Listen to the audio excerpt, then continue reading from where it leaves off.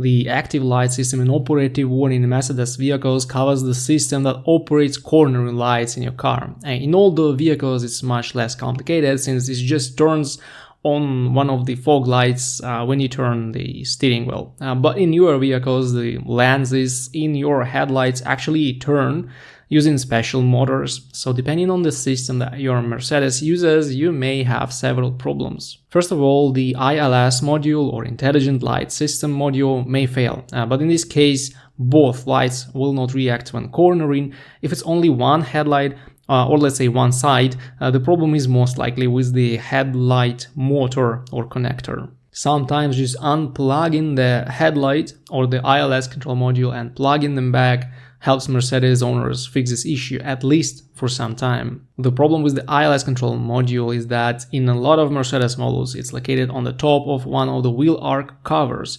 This is not a good place for a control module that is afraid of any water damage, I should say.